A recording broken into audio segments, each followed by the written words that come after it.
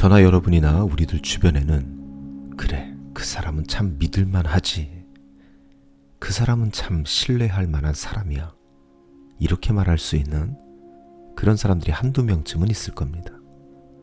저에게도 그런 사람들이 있습니다. 오랜 시간 동안 서로에게 믿음을 주고받아온 그런 사람들 말이죠. 이렇게 오랜 시간이 지나서 제가 그들을 믿을 수 있던 근거를 한번 찾아보면요, 그들이 가지고 있는 공통된 성품이 하나 있습니다. 그 사람들이 힘이 아주 센 사람들이었을까요? 과연 그런 사람이 믿을 만한 사람일까요? 그 사람들이 능력이 출중한 사람들이었을까요? 글쎄요, 딱 그렇다고만은 할 수 없는 사람들입니다. 제가 믿고 있는 사람들, 그들은 힘이나 능력으로는 그다지 특별한 사람들이 아닙니다. 하지만 그들이 가지고 있는 공통점이 하나 있습니다. 그것은 바로 그들이 변함이 없었다는 것입니다. 20년 전이나 10년 전이나 지금이나 그들은 한결같은 모습을 보여줬기 때문입니다. 저 사람은 참 든든한 사람이야. 저 사람은 한결같아. 정말 태산과 같은 사람이야. 이런 말을 듣는 사람들, 그런 사람들이야말로 정말로 믿을 만한 사람들이라고 할 수 있겠죠. 힘이 세다고 든든한 것이 아닙니다. 능력이 있다고 의지할 만한 것이 아니죠. 변함이 없어야지 든든한 겁니다. 그래야지 믿을 만한 겁니다. 그래서 그 사람이라면 믿을 만해, 이런 말은 무슨 일을 맡기더라도, 무슨 비밀을 말할지라도 항상 동일한 결과가 보장된다는 것입니다. 한결같이 그 비밀이 보장된다는 겁니다. 그러니까 믿을 만한 것이죠. 변하는 것은 믿을 수 없습니다. 인풋을 했는데 아웃풋의 결과가 매번 다르다면 어떻게 신뢰할 수 있겠습니까? 항상 동일한 결과가 나와야지 믿을 만한 겁니다. 제가 하나님을 믿는 이유가 바로 여기 있습니다.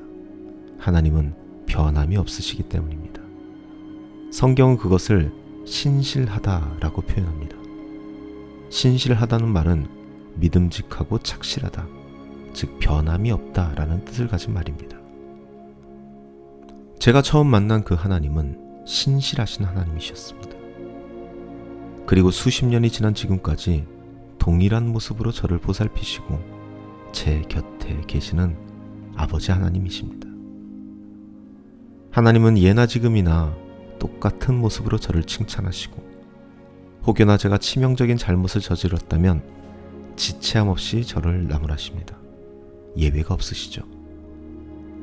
제가 감당하기 힘든 상황에 처하고 있으면 결코 좌시하지 않으시고 언제나 변함없이 든든한 우군을 붙여주시고, 제가 감당할 수 없거나 감당하지 말아야 할 상황이 생긴다면 침묵하시면서 저를 피하게 하십니다.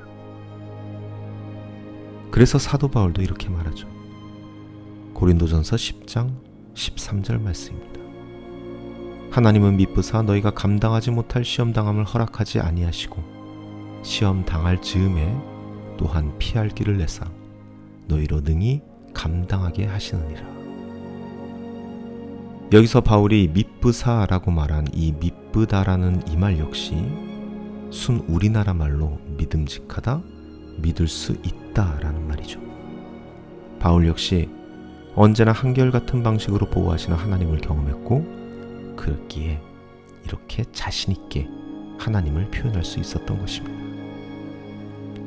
사랑하는 지체 여러분, 크리스찬은 하나님의 능력 때문에 그를 믿는 사람이 아닙니다.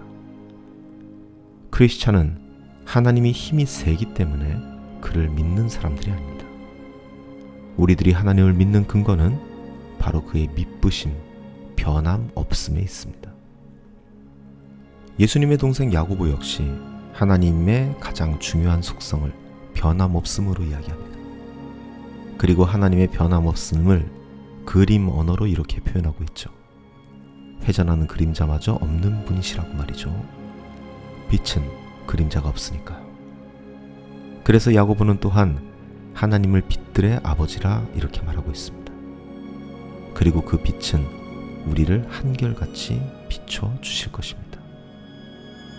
능력 없는 아버지는 아버지가 아니다 라고 말하는 자녀들이 있다면, 아버지가 능력이 있어서 믿는다고 말하는 자녀가 있다면 그걸 과연 자녀라고 할 수 있을까요?